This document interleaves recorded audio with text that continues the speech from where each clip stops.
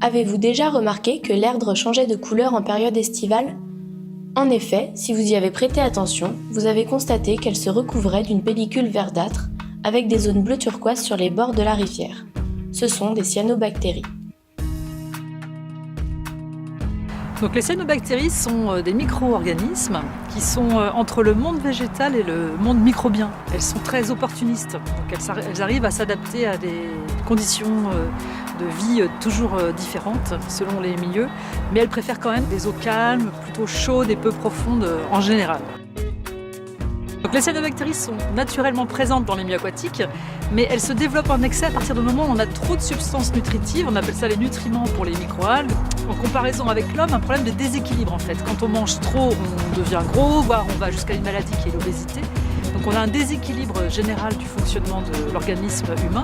Et là, la rivière est un peu à l'identique. Si on accumule trop d'aliments, de nutriments tels que le phosphore et l'azote, la rivière va être déséquilibrée. Parce que sinon, naturellement, elle arrive à auto-épurer ces nutriments, ces substances. Elle arrive à les digérer. Par ce déséquilibre, on a des microalgues qui vont s'accumuler en excès, et notamment les cyanobactéries. Et dans notre étude scientifique réalisée en 2003, nous avons eu 2 ordres de grandeur en fait, pour illustrer cette dynamique. C'est que le phosphore étant majoritairement apporté par l'espace rural, donc à 65%, et les autres apports de phosphore sont à 35% liés au rejet urbain, donc tout ce qui est lié aux habitants, au rejet d'eau usée. L'idée, c'est vraiment de limiter cet apport de phosphore dans la rivière. Les risques sont en fait d'ordre sanitaire, parce que les cyanobactéries peuvent sécréter des toxines qui sont dangereuses pour la santé humaine. Donc tout dépend en fait des souches présentes et des toxines qui sont présentes. Et sinon, c'est vrai que sur la faune et la flore, on a peu d'indications actuellement, peu de recherches scientifiques qui ont été menées. Donc on ne connaît pas forcément les effets de façon précise.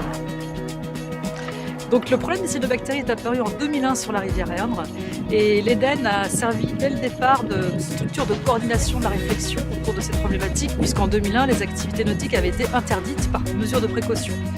Et donc l'Eden a pour rôle, dans un premier temps, prévenir, c'est-à-dire protéger la santé des utilisateurs, dans un deuxième temps, comprendre le phénomène, trouver des solutions, et puis dans un troisième temps, agir justement pour limiter ce phénomène de prolifération excessive.